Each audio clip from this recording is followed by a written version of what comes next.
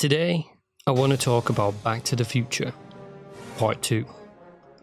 Throughout my childhood, all the way to right now, this very sentence, I've loved this movie. Flying DeLorean, hoverboards, cool future retro look, fun characters, what's not to like? But really, I should hate this movie. Let's back up a bit. In the past, there have been plenty of movies which people have criticised for simply being a remake or a rehash of another movie. Avatar was just a sci-fi remake of The Last Samurai, which in itself was just a samurai remake of Dances with Wolves. The Force Awakens and The Last Jedi simply cannibalised major plot and story elements from A New Hope and Empire Strikes Back. And the reason that people stopped watching the Terminator franchise after the second is because it was the same shit, over and over. So why then do I have such affinity for Back to the Future Part 2 when it makes all the same mistakes, but way bigger than the films I just mentioned? Back to the Future Part 2 seems to make those mistakes fun and purposeful, while those other films didn't. Filmmakers and screenwriters can learn a lot from Back to the Future Part 2. So join me as I explore the lazy brilliance of Back to the Future Part 2. Back to the Future 2 is a hugely enjoyable film, but it is not without its flaws. Flaws which would render other movies completely unwatchable to me. It's pretty much a remake of Back to the Future Part 1. It's got close to zero character growth and virtually no character arcs for anyone. And its plot is 100% unnecessary and inconsequential. Back to the Future Part 2 is just Back to the Future Part 1 repackaged. Except it's actually worse than any other movie that copied another movie. But Back to the Future Part 2 actually uses the exact same characters in the same scenes, using the same lines of dialogue, and in places it even uses the exact same footage as the first movie. By all accounts, this is an extremely lazy movie. So why doesn't this bother me? Why, even now, do I still enjoy it so much? I think the first reason why I, and everybody else, is more willing to allow Back to the Future Part 2 to rip off Part 1 so blatantly is because the movie is well aware that it's ripping itself off. Something very familiar about all this. It even points it out and mocks itself for being so lazy. This gives the audience permission to laugh at the filmmaker's expense. This tongue-in-cheek approach to mocking their own laziness means that we, the audience, are in on the joke, instead of being the target of it.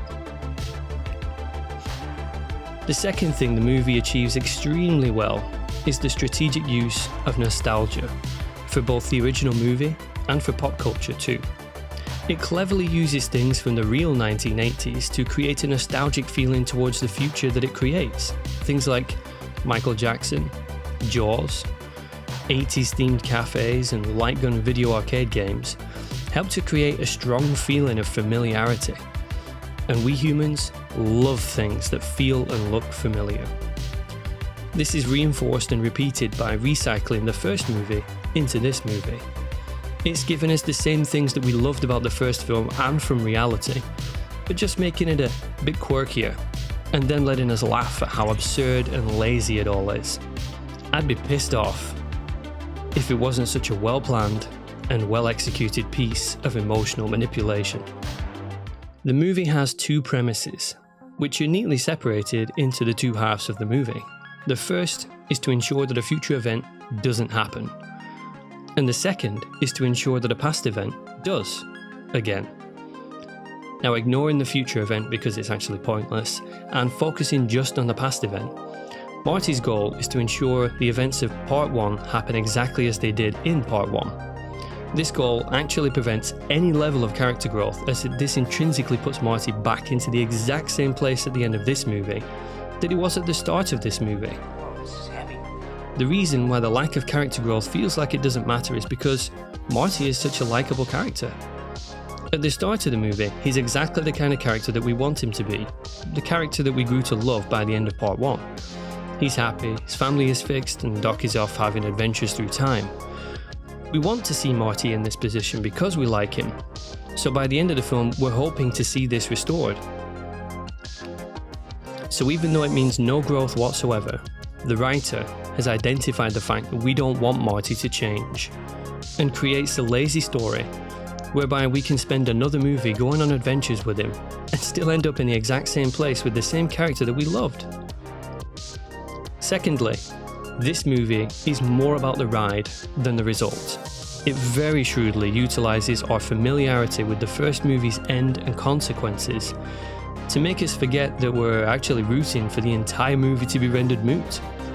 It uses the tense and very unique rehash of the first film's finale, intercut and composited with the actual footage from the first film, to create the impression that there is an emotional journey. It's a very inventive way to not only recycle writing material from the first film, but also recycle audience feelings and expectations as well. I'm even aware of how it's manipulating me, and I simply admire it more. It's very clever. Part 2 opens where the first ended, with Doc appearing to tell Marty that he needs to come to the future to fix a problem with his kids. It seems serious and even time sensitive, so they quickly scoot off. But hold on. Doc was literally fixing this problem by telling Marty about it. All Marty had to do was raise his kids better. Or don't even have any. Problem solved. Without this inciting incident, the whole movie doesn't exist. And as we've just established, that inciting incident was fixed without ever needing to travel to the future in the first place.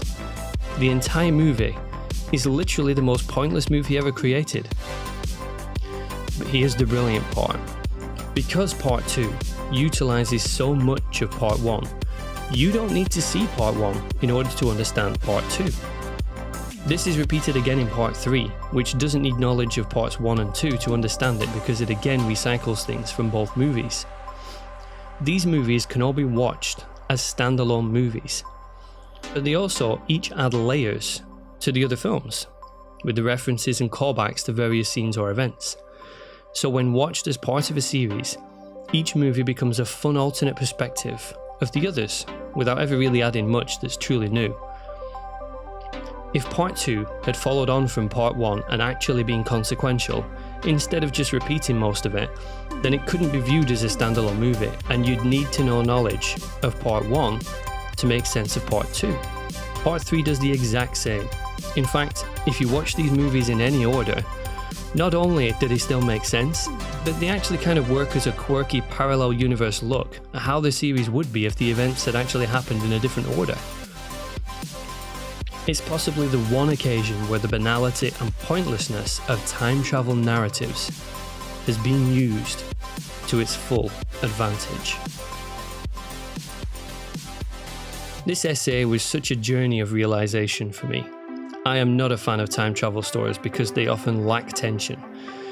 And once I realized how lazy this film was, I was ready to create an essay which pulled it apart. But instead I ended up with a far greater appreciation for what an excellent piece of lazy writing this really is.